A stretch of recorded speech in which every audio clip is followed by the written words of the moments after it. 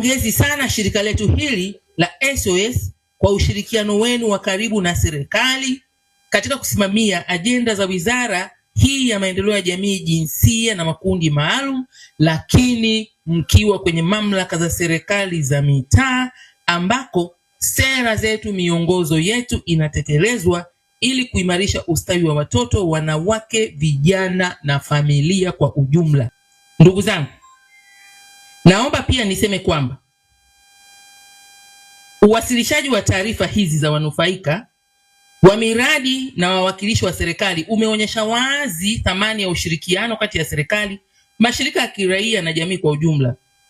Ushirikiano huu unapaswa kuimarishwa na kuendelezwa ili kuhakikisha kuwa matokeo yanayogusa maisha ya wananchi moja kwa moja na yanakuwa endelevu.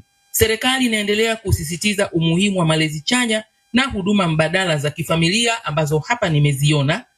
Inasisitiza uwezeshaji wa kiuchumi kwa familia na vijana kama msingi wa ulinzi wa mtoto katika jamii ambavyo hapa nimeviona.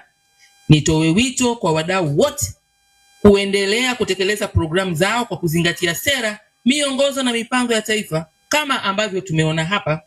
SOS Children Village wamedhihirisha, na nirudie tena kusema SOS Children wanastahili cheti cha pongezi. Mkurugenzi, ninaomba ulibebe hilo.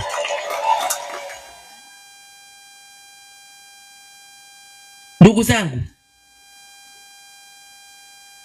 shuhuda mlizozitoa leo ambazo zinatokana na wanufaika wenyewe zinaonyesha jinsi gani jitihada hizi zimeleta matokeo chanya na ya kudumu katika maisha yao ya vijana, familia na watoto wetu. Nitumie fursa hii kutoa wito na ushauri kwa wazazi, walezi na jamii kwa ujumla, basi kuendelea kutimiza wajibu wao wa msingi katika malezi na ulinzi wa watoto. Watoto wetu wanahitaji mazingira salama ili wafanane na sisi.